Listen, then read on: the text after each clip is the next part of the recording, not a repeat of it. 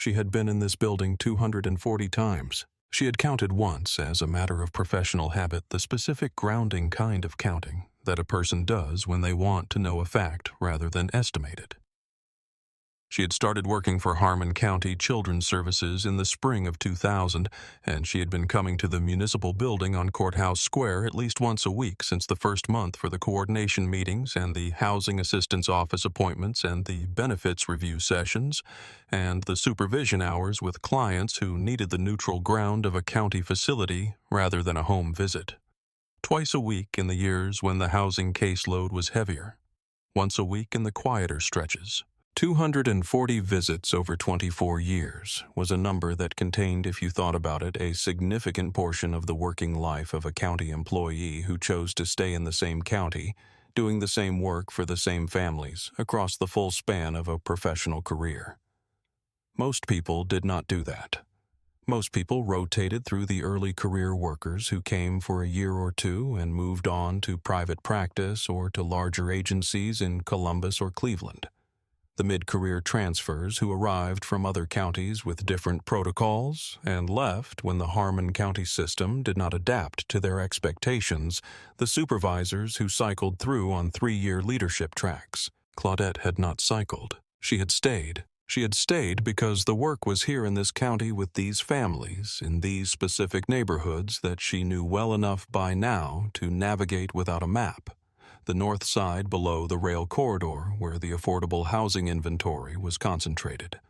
The east side where the families from the refugee resettlement program had settled in the years since the county joined the federal program. The west side where the older housing stock had been deteriorating since the mill closures in the 90s, and where the maintenance costs outpaced what the landlords were willing to invest. She knew these neighborhoods. She knew them the way you know places where you have worked for 24 years, the specific streets, the community organizations, the schools and their counselors, the churches and their food programs, the neighbors who were in formal networks of support for families on her caseload, and who she had learned to contact carefully and with the specific ethics of confidentiality that her profession required. She had grown up in Harmon County. She had grown up on the north side in the same concentrated, affordable housing corridor where many of her clients now lived. Her mother had worked at the county hospital. Her father had worked at the paper mill until the first closure in 1991, and then at the county road department for the 12 years until his retirement. They had owned their house on Whitmore Street, which her father had bought in 1974 from the proceeds of his mill income, which he had supplemented over the years with the specific, careful accumulation of a man who understood that ownership was the foundation on which everything else was built. She had watched her parents navigate the specific conditions of a black family in a mid-size Ohio county in the 70s and 80s and 90s, the conditions that were not always visible from the outside, but were entirely legible to the people inside them.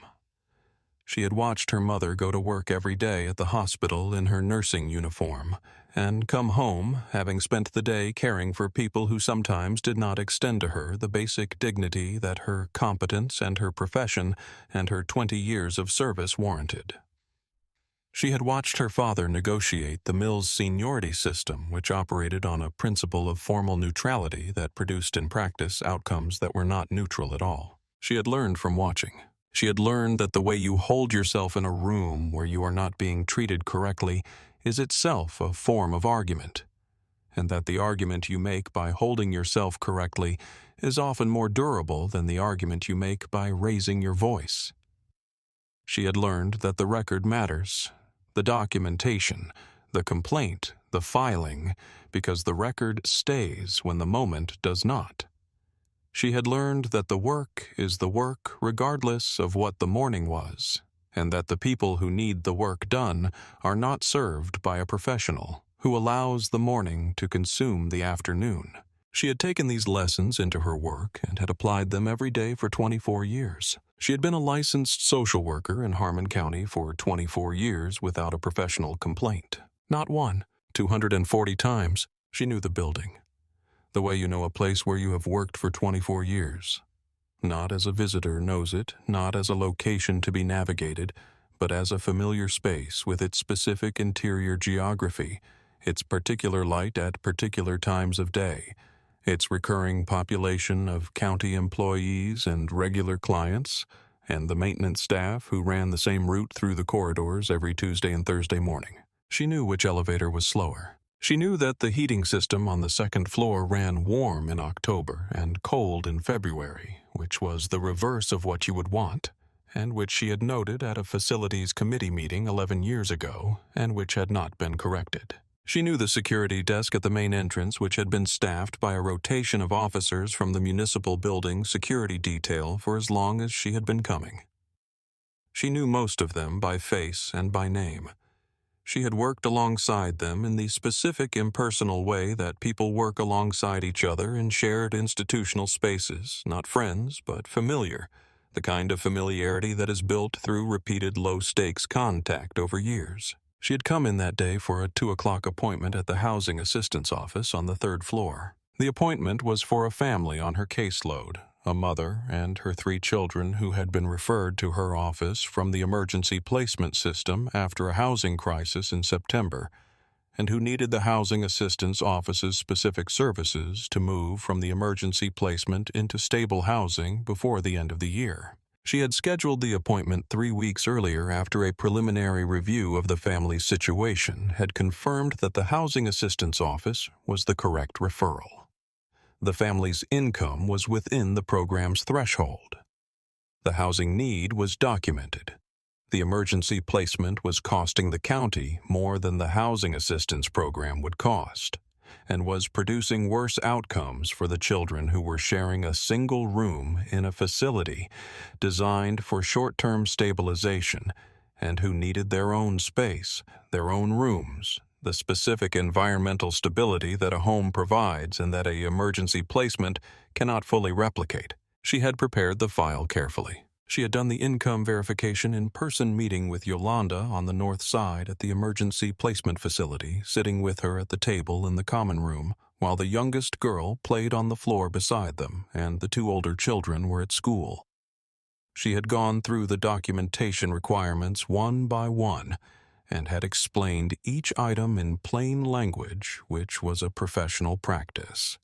She had refined over 24 years the ability to explain the specific technical requirements of the county's administrative systems to people who were not familiar with those systems and who were under enough stress that complicated language made the process harder than it needed to be. Yolanda had gathered everything.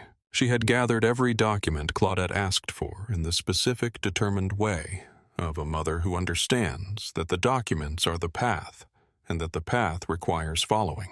Claudette had reviewed the file twice before today's appointment. She had the confirmation in her email received the same day she made the appointment, showing the time and the caseworker's name and the 3rd floor suite number. She had the appointment. She arrived at 12:53. Not at 2, but at 12:53. This was her practice with appointments at the municipal building. She arrived early enough to handle whatever needed to be handled before the appointment began, which was the specific professional practice of a woman who understood that arriving at 2:00 for a 2:00 appointment was arriving without margin, and that margin was what allowed the appointment itself to be what it needed to be. She had a folder. The folder contained the family's intake documentation, the housing need assessment she had completed the previous week, the income verification forms she had gathered from the mother, the birth certificates for the 3 children, the emergency placement authorization that had initiated the housing assistance referral. The folder was complete. She had prepared it over 2 evenings. She had been a licensed social worker in Harmon County for 24 years. Her license number was C4417, issued by the Ohio Counselor Social Worker and Marriage and Family Therapist Board on the 14th of March 2000. She had renewed it in 5-year cycles, meeting the continuing education requirements each cycle through the county's professional development program and through her own specific investment in staying current. The training programs in trauma-informed practice, the coursework in housing instability and its effects on child welfare, the seminars she had attended on family reunification protocol. She had been a licensed social worker for 24 years without a professional complaint. Not one. Not a client complaint, not a supervisory concern, not a documentation issue, not a reporting failure. The record was clean in the specific, complete way that a 24-year record can be clean, not because nothing difficult had happened in 24 years, but because she had handled everything that happened with the specific care and competence that her profession required. The work that she did was not easy work. It was not work that attracted easy praise or the specific kind of recognition that follows visible professional success. Social work with families in crisis in a mid-size Ohio county produced outcomes that were often invisible. The child who did not enter the foster system because the family stabilization plan worked the housing placement that happened before the eviction proceeding. The reunification that succeeded because the concurrent planning had been done correctly. The families who were served did not often have the resources to write letters or the time to attend the kind of public recognition events where professional achievement was celebrated. She did not need the recognition. She needed the outcomes. She had been building a specific professional record across 24 years. The caseload numbers, the documentation standards, the continuing education credits, the supervision hours she had provided to younger workers in the last 8 years, which was something she had not initially expected to do, but which had turned out to be one of the most meaningful parts of the work. Watching a younger worker learn to manage a crisis intervention correctly. Watching them develop the specific combination of warmth and clarity and professional detachment that the work required. Watching them become the kind of social worker who stayed in a county and served its families across the full span of a career. She had supervised 11 workers over 8 years. 6 of them were still in Harmon County. She considered that part of her record, too. Her supervisor was Director Helen Parr, who had been the director of Harmon County Children's Services for 9 years and who had worked alongside Claudette for 8 of those 9 years, and who, if asked, would describe her with a specific vocabulary, reliable, thorough, client-centered 24 years of uninterrupted service. The person you call when a situation needs to be handled correctly. Helen had called her in her second year as director to discuss the possibility of a supervisory role. Claudette had asked for 2 weeks to think about it and had spent those 2 weeks asking herself the specific question that the decision required, whether she could contribute more to the county's families by moving into supervision or by remaining in direct service. The answer was not obvious. Both roles were necessary. Both required specific things she had. She had said, "I would like to do both. I would like to maintain a reduced direct caseload and take on the supervision responsibilities." Helen had said, "That is a significant workload." She had said, "I know it, I can manage it." She had been managing it for 8 years. The reduced caseload was currently 14 families. She knew each family's situation in the specific grounded way that a social worker knows a caseload, not abstractly. Not as a set of file numbers, but as a set of human situations with their specific histories and their specific needs and their specific trajectories toward or away from stability. The family she was coming to the municipal building for today was one of those 14. Claudette arrived at the main entrance of the Harmon County Municipal Building at 12:53. She showed her county employee badge to the officer at the security desk. The badge was a laminated card with her photograph, her full name, her department, her employee number, and the county seal. She had worn it every day she had come to work for the county for 24 years. She had replaced it twice, once when it was lost in the spring of 2009, and once when the county issued new badges with updated design in 2017. The badge she wore today was the 2017 model current valid in the county's employee database under her name and number.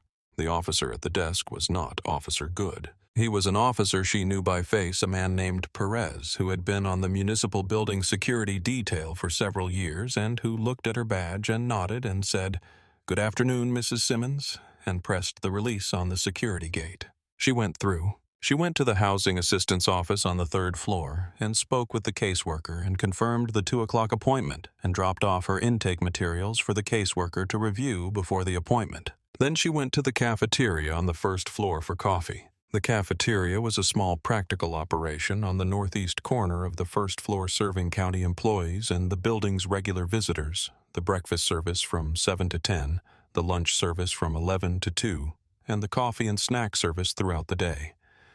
She had been eating there intermittently for 24 years. Though her use had declined since the coffee got worse around 2018, when the contractor changed the bean supplier as a cost reduction measure, and the coffee became noticeably less good, which she had not mentioned to anyone because it was not the kind of thing worth mentioning, but which she had noted. She ordered coffee. She sat at a table near the window with the folder open in front of her and reviewed the intake materials she had prepared, checking for the third time that everything was in order. The habit of checking was not anxiety. It was the professional practice of a person who understood that the difference between a complete file and an almost complete file was the difference between an appointment that produced what it needed to produce and an appointment that needed to be rescheduled because a document was missing. The file was complete. She closed it. She finished the coffee. She had 40 minutes before the appointment. She used them in the way she used found time during the workday. She returned a call to a colleague at the county's behavioral health office about a shared client. She reviewed her notes for the housing appointment one more time. She sat with the specific, organized quiet of a professional who is between tasks and who knows how to use the interval without wasting it. Then she went to the first-floor corridor to make a call. The first-floor corridor ran along the east side of the building, connecting the security entrance to the elevator bank and the stairwell. It was a corridor that county employees used as a pass-through and as an informal workspace for calls and paperwork review because it was quieter than the main entrance area and had seating along the windowed wall. She was standing near the window, finishing her call, when Officer Marcus Goode approached her at 1:47. She did not know Officer Goode. She had not seen him before. He was 27 years old. Average height in the municipal building security uniform, the navy blue of the county's security contractor badge on the left chest radio on the hip. He had been on the municipal building detail for 3 weeks. He had transferred from a mall security assignment after the county contracted with his employer to provide additional staffing for the municipal building's east corridor, which was a new deployment under a security review that had been conducted the previous summer. He had not attended the standard orientation for county building security officers, which was scheduled but had been rescheduled twice and had not yet been completed. The orientation would have covered the county employee badge system and the specific protocol for interacting with badged county employees in the building. He had not attended it. He had been in the building for 3 weeks. He had spent those 3 weeks developing his understanding of the building from his own observation without the framework that the orientation would have provided. He had learned the layout, the main entrance and the security desk, the elevator bank and the stairwells, the corridor system that connected them, the offices on each floor, and their general function. He had developed his own sense of who belonged in each part of the building and who did not based on the patterns he had observed during his 3 weeks of patrol. His assessment of who belonged where was not informed by the county employee badge system, which he had not been trained on. It was not informed by the building's access log, which showed the authorized entry of every badged employee at the main entrance. It was not informed by the tenant directory in the security office, which listed every county department and its floor and suite number. It was informed by what he saw when he looked at people in the building and the specific undocumented judgment he made about whether what he saw matched his sense of the building's population. He had been watching Claudette for approximately 6 minutes before he approached. He had watched her come out of the elevator, cross the lobby, walk to the first-floor east corridor, take out her phone, and make a call while standing near the window. He had watched the way she carried herself, the folder under her arm, the county employee badge on the lanyard around her neck that he had not looked at carefully enough to read. He had watched her in the corridor, and he had watched her for 6 minutes, and something about what he saw had produced in him a decision to approach. What that something was, he would not be able to articulate clearly in the investigation that followed. He would say he had observed an individual in the restricted corridor who had not checked in at the security desk. The security desk log would show that she had checked in at 12:53, 2 hours before he approached her, and that Officer Perez had logged the entry. He would say he was following up on the trespass complaint from that morning. The complaint described a young woman in a blue jacket in the ground floor maintenance corridor. He would say he needed to verify her identity. He had a county employee badge in front of him. He had not read it. He said, "Excuse me, can I see some ID?" She was finishing the call when he approached. She had been on the phone with a colleague at the housing assistance office on the 3rd floor confirming a detail in the intake package she had dropped off earlier, a question about the income verification form's date range. The call had lasted 4 minutes. She had ended it, put her phone in her bag, and was about to walk back toward the elevator when he stepped into her path. She looked at him. She assessed the situation in the specific, rapid way she had learned to assess things that required assessment.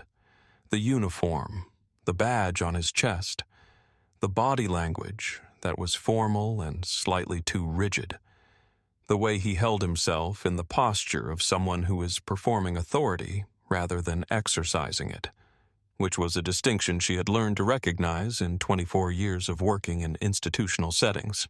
She said, "I work for the county. I have my badge." She produced the badge from the lanyard around her neck and held it out. He looked at it. He looked at it with the specific, prolonged attention of someone who is looking at something without knowing what to make of it. He said, "I'm going to need to see something else.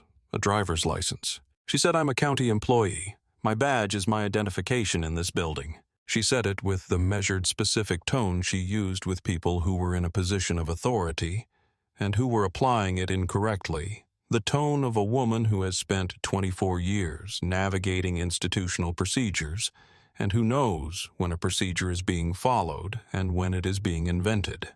She held the badge. It was in her hand, extended toward him, showing her photograph and her name and her department and her employee number. The photograph was the one taken at the county HR office in 2017 when the new badge format was issued. It was a clear photograph. Her name was on it in full Claudette Renee Simmons. Her department was on it Harmon County Children's Services. Her employee number was on it 7714. He looked at it. He did not read it. He said, "I'm going to need to see something else. A driver's license." She said, "I'm a county employee. My badge is my identification in this building." She said it with the measured, specific tone she used with people who were in a position of authority and who were applying it incorrectly, the tone of a woman who has spent 24 years navigating institutional procedures and who knows when a procedure is being followed and when it is being invented. He said, "I have a trespass complaint from this morning. I need to verify your identity." She said, "What trespass complaint?" He said, "There was a report of an unauthorized individual in the East Corridor this morning. I'm verifying people in this area." She said, "I'm not an unauthorized individual. I'm a licensed Harmon County social worker. I have a 2 o'clock appointment on the 3rd floor."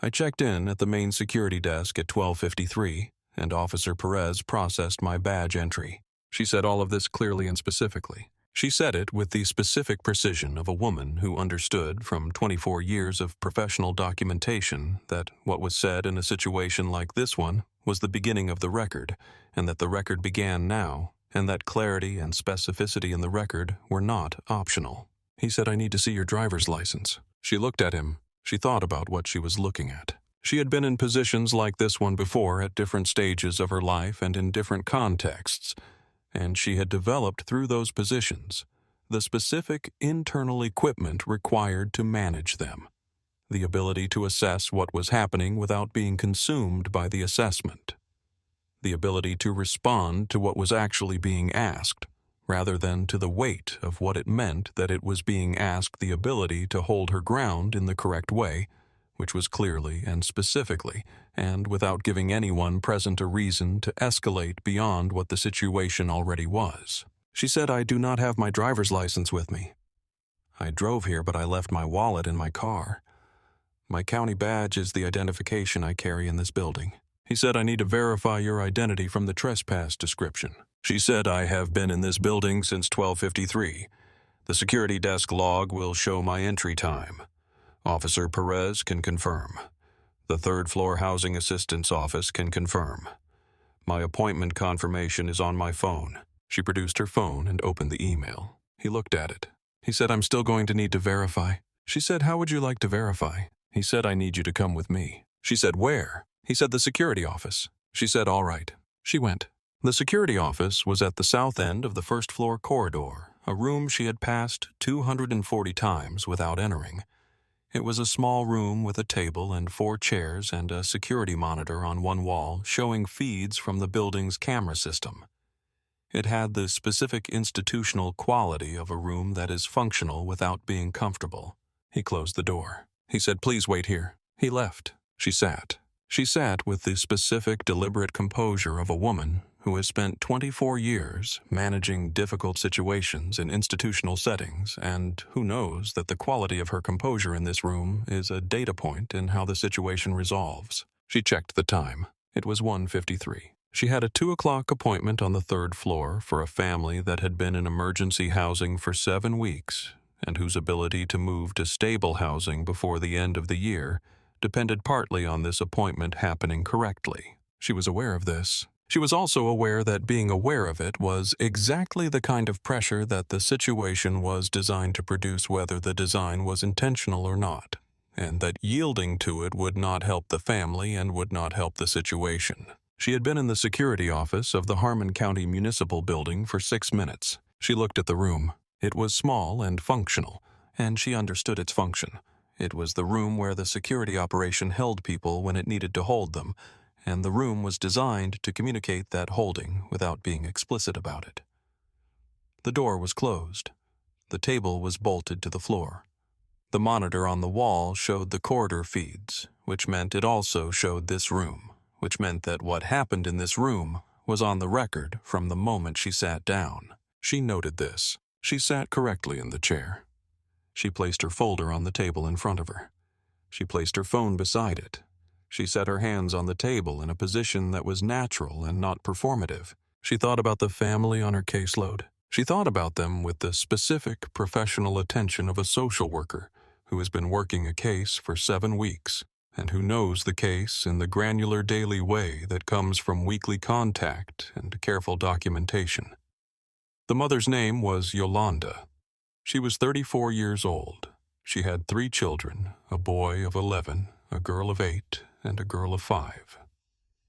They had been in emergency housing, a single room in the county's emergency placement facility on Birch Street since the first week of September, when the landlord of their apartment on the north side had served a notice of eviction following a series of code violations that had made the apartment uninhabitable. The eviction was not Yolanda's fault. The violations were not her fault.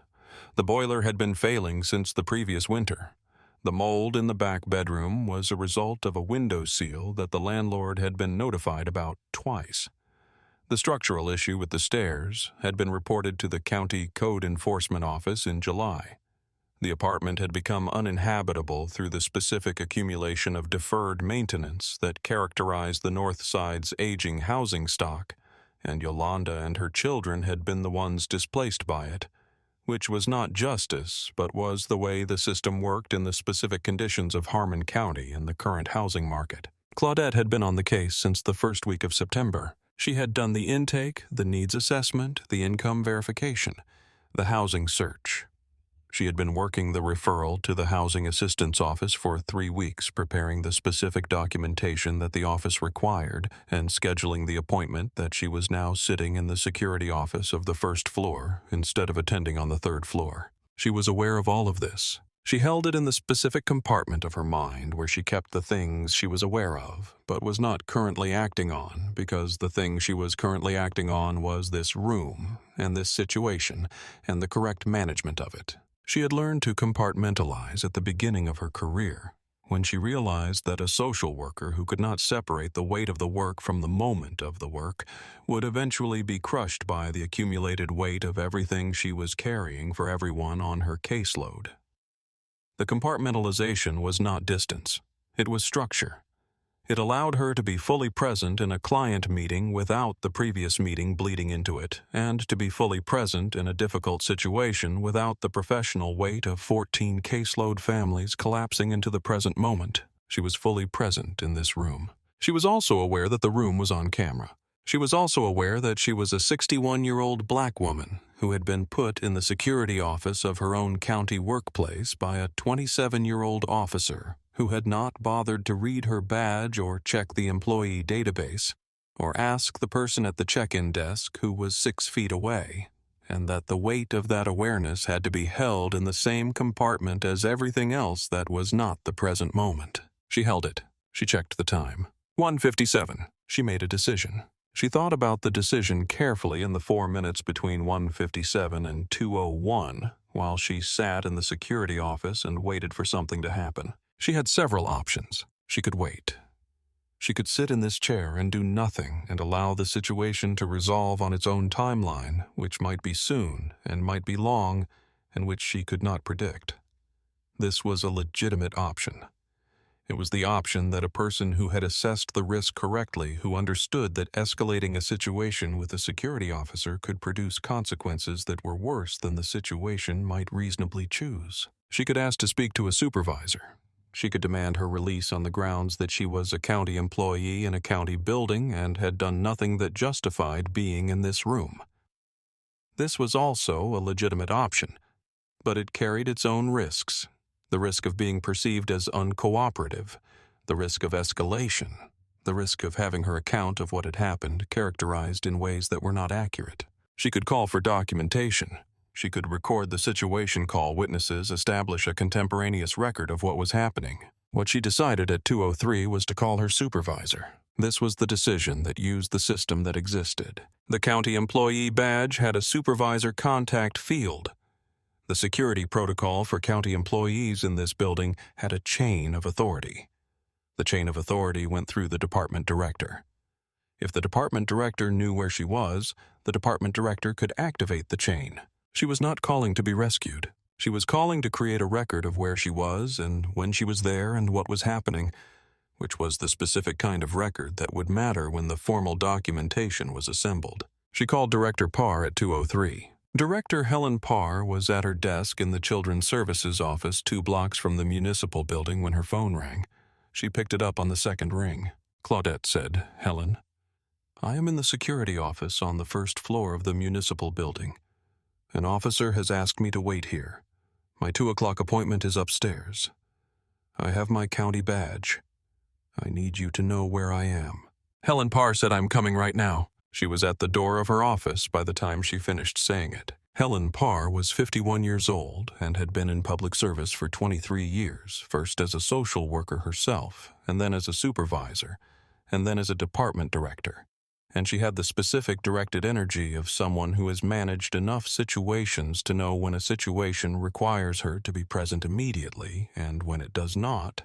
And this was a situation that required her to be present immediately. She was in the municipal building at 2:17. She had walked the 2 blocks in the specific fast walk of a woman who is not running because running does not serve the situation, but who is moving at the outer limit of what walking will produce. She had walked past the regular foot traffic on Courthouse Square without stopping through the main entrance of the municipal building past the security desk where Officer Perez logged her entry without comment, because he knew who she was, and down the first-floor corridor toward the security office at the south end. She had been in that security office before in her professional capacity for meetings with the building's security contractor about coordination between her office's client visits and the building's access protocols. She knew the room. She knew the camera on the wall. She knew that the camera feed was visible at the security desk in the main entrance and that what happened in the room would be on the record. She went to the security office. She opened the door. She saw Claudette sitting in the chair with the specific contained stillness of a woman who has been managing this for 24 minutes and who is managing it correctly. She saw Officer Goode standing at the monitor. She said, "I am Helen Parr. I am the director of Harmon County Children's Services. This woman is my employee. She has been a licensed social worker for this county for 24 years. Her badge is a valid county employee badge. Who is your supervisor, and what is the basis for detaining her?" She asked it with the specific level tone of a woman who has been managing public institutions for 23 years and who is not performing anything and who wants the specific, accurate answer to a specific question. Goode said, "There was a trespass complaint this morning." She said, "What is the complaint number and what was the description?" He said, "A black female in the East Quarter." She looked at him. She said, "That describes approximately 40% of the county employees who pass through this building on any given day." Can you tell me the specific distinguishing characteristics in the trespass complaint? He could not. He stood in the doorway of the security office and he could not answer the question. He could not say she is young in a blue jacket, which is what the complaint says. He could not say she was in the maintenance corridor, which is what the complaint describes. He could not say she matches the description in a specific way that I can articulate. He could not say any of these things because none of them were true. What was true was that he had seen a black woman standing alone in the first-floor east corridor and had watched her for 6 minutes and had decided to approach her, and that his decision had produced the situation that he was now standing in with the department director of Harmon County Children's Services looking at him and asking him a question he could not answer. He had a badge. He had a protocol. He had not read her badge. He had not checked the employee database that the badge number would have accessed. He had not looked at the trespass complaint carefully enough to note the description. He had a procedure, and the procedure had not included any of the steps that would have resolved the situation before it became a situation. Helen Parr held the silence. She said, "The entry log for today's security desk will show that Mrs. Simmons entered this building at 12:53 through the main entrance after presenting her county employee badge to Officer Perez. The camera system in this room will show the corridor she was in when you approached her. Her county badge is in the employee database under employee number 7714. I need you to contact your supervisor, and I need Mrs. Simmons released from this room immediately so she can attend her 2 o'clock appointment." He contacted his supervisor. The supervisor arrived in 11 minutes. The supervisor's name was Lieutenant Dwyer, who had been with the security contractor for 4 years and who assessed the situation in approximately 90 seconds. He said, "Officer Goode, open the door." The door opened.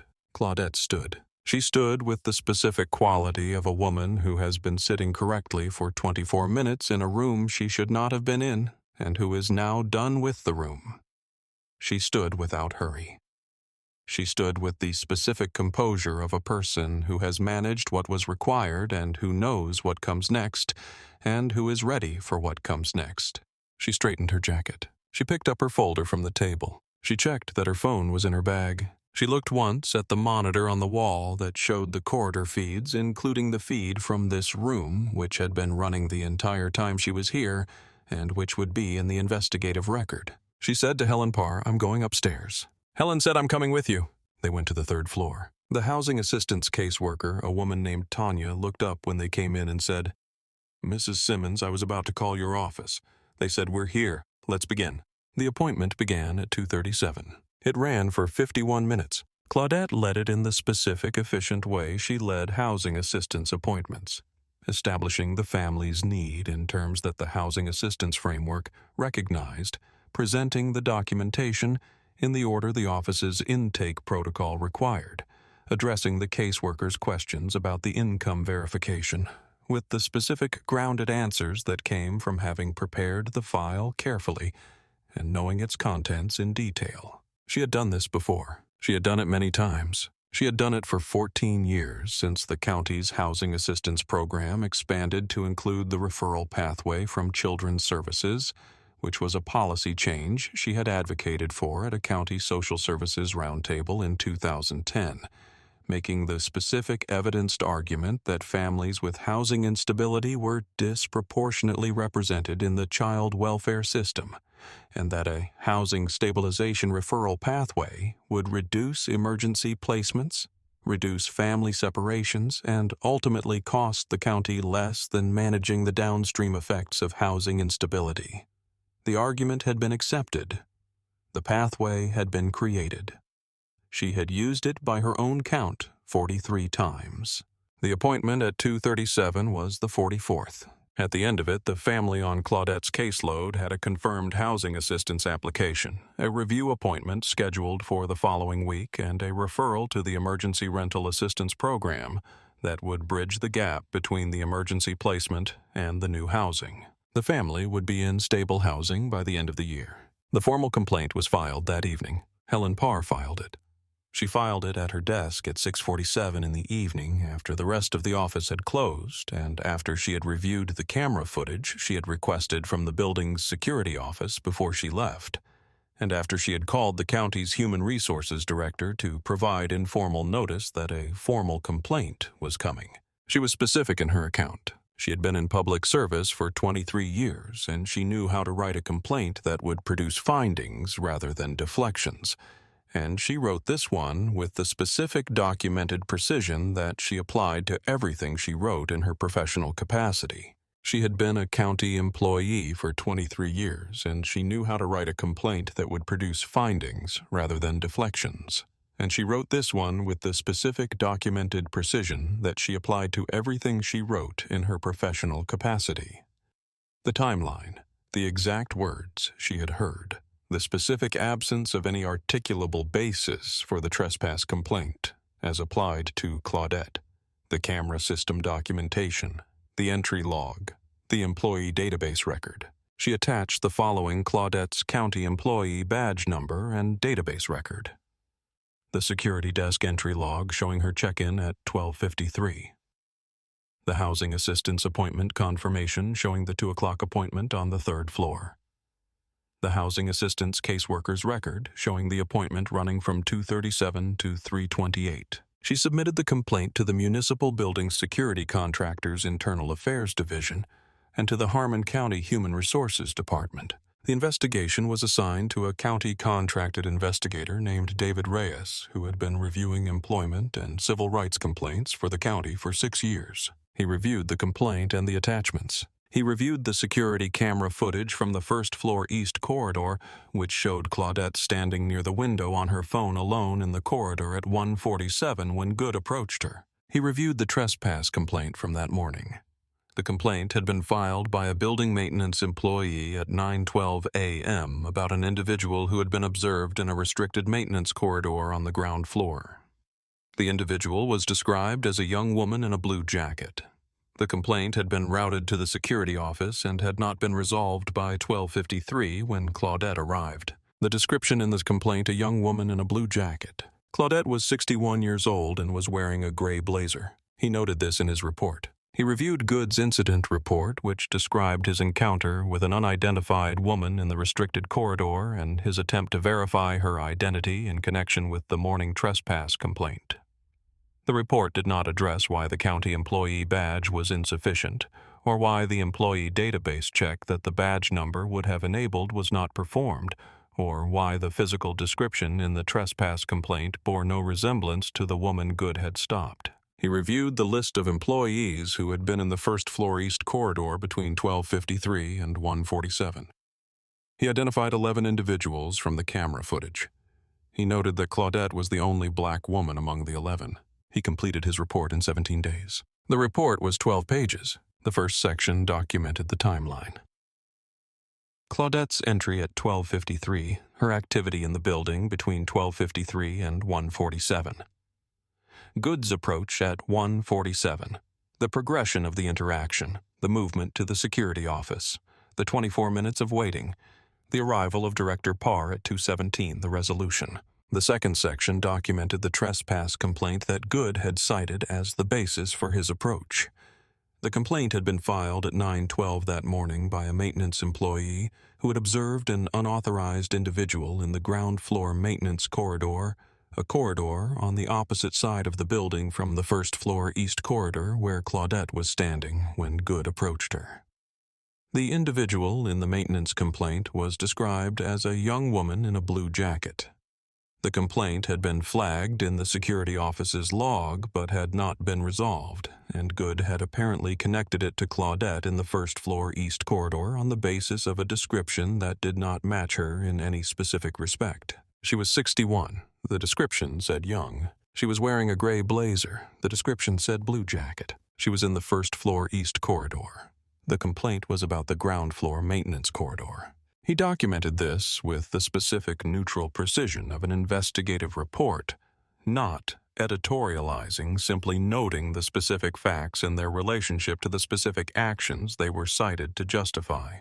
The third section documented the employee database. The county employee badge system linked every badge to a record in the county's HR database.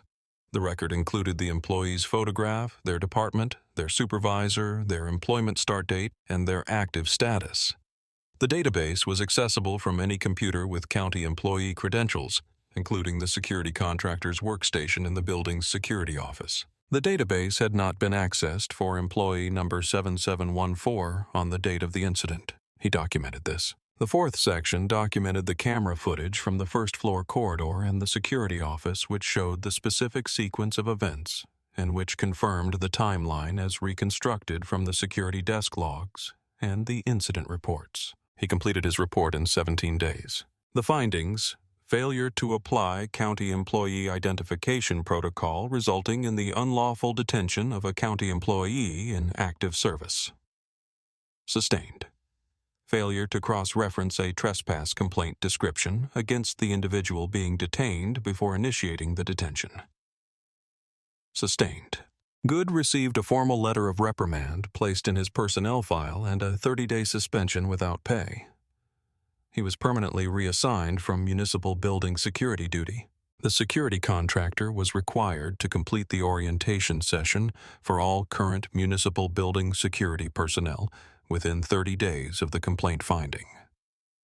The session was expanded to include a specific module on county employee badge protocol and the database system that badge numbers access, and a specific protocol for cross-referencing trespass complaints against the individuals being stopped before initiating any detention.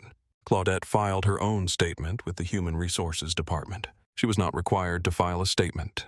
The investigation was proceeding on the basis of Helen Parr's complaint and the documentary evidence.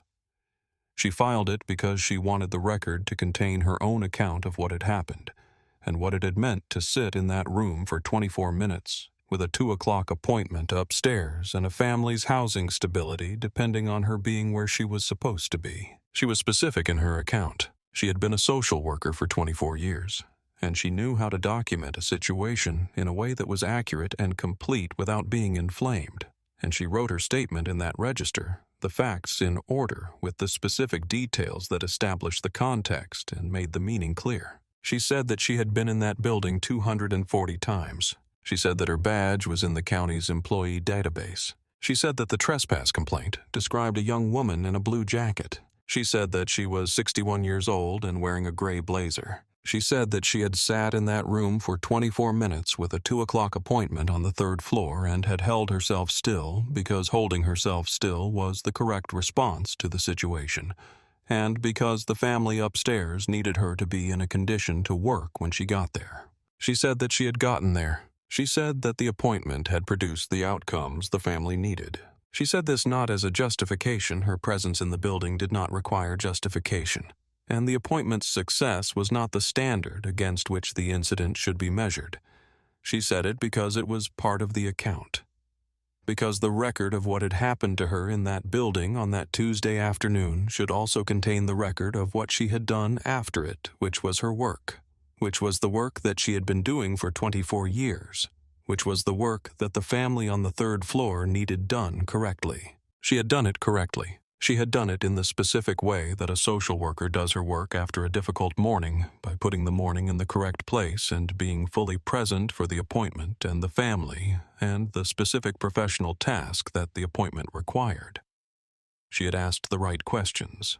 She had reviewed the documentation she had prepared. She had listened to what Yolanda said about the children's adjustment to the emergency placement, which was relevant to the housing assistance application's timeline section. She had coordinated with the caseworker on the emergency rental assistance referral. She had done the work. She said, "I am going to continue coming to this building. I have appointments here next week and the week after.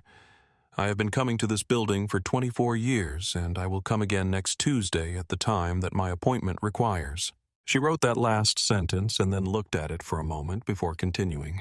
She signed the statement. She submitted it. She drove home. She drove the route she always drove, the county road east from Courthouse Square, the long, straight section past the county line, the turn onto Fenwick where the development ended, and the older neighborhoods began the 4 blocks to the house she had owned since 2003. Her husband James had bought it with her in the year before their daughter was born, and he had spent the first summer repainting the trim and repairing the porch rail and laying the specific careful groundwork of a man who understood that ownership was the foundation and that the foundation required maintenance. James had been gone for 6 years. She drove past the house sometimes without turning in the first months after, when the act of pulling into the driveway meant walking into rooms that were still shaped around his absence. She had stopped doing that. She had come to the understanding over those 6 years that the house was hers now, in a new way, not the diminished way of loss, but the earned way of continuity, the way you possess something that has survived what survival requires. She pulled into the driveway. She made dinner. She ate at the table where she had always eaten, and she reviewed her case files for the following day with the specific methodical attention she brought to the end of every workday: the caseload, the appointments, the documentation that needed updating, the calls that needed to be made. She thought about Yolanda and her children. She thought about the housing assistance application that was now submitted, the review appointment that was scheduled for the following week, the timeline to stable housing by November. She thought about what the move to stable housing would mean for the 8-year-old who had been struggling in school since the September displacement, and about the call she needed to make to the school counselor before the end of the month. She wrote the call in her planner. She reviewed the rest of the caseload. She was done by 9:30. She made tea. She sat at the table with the tea, and she let the day settle in her, the way she had learned to let things settle, not processing them away, but giving them room to be what they were. The day had been what it had been. 24 minutes in a security office. A badge that was not red. A trespass complaint that did not match her description in any specific respect. A 27-year-old officer who had watched her for 6 minutes and had decided something without checking the database that was 12 feet from where he was standing. She thought about her mother, who had spent 22 years at the county hospital as a nurse, who had learned the specific internal architecture of a woman who does her work in conditions that are not always what they should be, and who goes home and comes back the next day and does it again. She thought the work was daily. It had always been daily. She had work to do. She had always had work to do. She had 14 families on her caseload and 11 younger workers she was supervising, and a continuing education renewal coming up in the spring, and a county extension advisory presentation she had agreed to give in October about the intersection of housing instability and child welfare outcomes, which was the same argument she had made in 2010 at the roundtable updated with 14 more years of data from her own caseload and the county's records. The data was good. The argument was stronger than it had been. She went to the municipal building the following Tuesday at 1:45 for an appointment at 2. She showed her badge to the officer at the security desk. The officer logged her entry and pressed the release on the gate. She went through. She went to the elevator and pressed 3. The building was the same building it had always been. She had been coming to this building for 24 years. She had been coming to it before the renovation in 2011 that replaced the original elevator bank with the current one before the security contractor change in 2014 that brought in the new badge readers at the main entrance before the housing assistance office moved from the 2nd floor to the 3rd in 2018. She had been coming when the murals in the main lobby were installed in 2007, and she had served on the committee that selected them 3 large-format pieces from local artists depicting Harmon County's history across the 20th century, including the section on the North Side neighborhood where she had grown up. She had been here for all of it. The building held her presence the way a place holds the presence of a person who has returned to it consistently over many years in the accumulated small recognitions, in the way that the people who worked there knew her face and her name in the institutional memory of the housing assistance caseworkers who had worked her referrals and who knew the quality and the completeness of her documentation in the maintenance staff who ran the same route every Tuesday and Thursday and who nodded when they passed her in the corridor. The building was her workplace in the specific functional sense. It was not a place she visited. It was a place she worked. She had been there on the previous Tuesday. She would be there on the following Tuesday. She had an appointment on the 3rd floor. She pressed the button and the elevator came, and she stepped in and the doors closed. The work was the work. It had always been the work. She had 24 years of it behind her, and more in front of her. And the Tuesday that Officer Goode had chosen to approach the only black woman in the 1st floor east corridor and detain her in the security office for 24 minutes was one Tuesday in the record documented and resolved and part of the permanent account of what had happened in that building on that afternoon. The record was the record. It said what it said. It said that Claudette Renee Simmons had entered the Harmon County Municipal Building at 12:53, badged in through the main entrance, gone to the third floor, dropped off her materials, gone to the cafeteria, returned a call in the first floor east corridor, been stopped by an officer who had not read her badge, been held in the security office for 24 minutes on the basis of a trespass complaint, whose description did not match her in any specific respect, been released when her director arrived, gone to the third floor, and attended her 2 o'clock appointment. It said that the officer who had stopped her was the only one of the building's security staff who had stopped any county employee in the first floor east corridor that afternoon. It said that she was the only black woman among the 11 people the camera footage showed in the corridor between her entry and the moment of the stop. It said that the county employee database had not been accessed for her badge number at any point during the incident. It said what it said. The record of the formal complaint said what it said. The record of the investigation's findings said what it said. The record of the suspension and the mandatory training said what it said. And the record of the housing assistance appointment, the confirmed application, the review date, the rental assistance referral, the November move-in said what it said. She had 24 years of it behind her and more in front of her. The family on her caseload moved into stable housing on the 22nd of November, which was 39 days after the appointment. The appointment she had attended after 24 minutes in a security office. The appointment she had kept. That is the fact that stays with you. Not the security office, and not the 24 minutes, and not the trespass complaint that did not match her in any specific way. What stays is a 61-year-old social worker who had been coming to that building for 24 years and who sat correctly in a chair in a room she had never entered, managed the logistics of a 2 o'clock appointment. In her mind, stood up when the door opened, straightened her jacket, and went upstairs to do her work. The work did not pause. She had never let it pause. She would not start now. She had been coming to that building since before the renovation, and before the badge readers, and before the murals in the lobby, and she would keep coming as long as the families who needed the building's services needed a social worker who knew how to navigate the building correctly on their behalf. That was the work. That had always been the work. The record agreed with all of it. It always had. The work continued moving forward.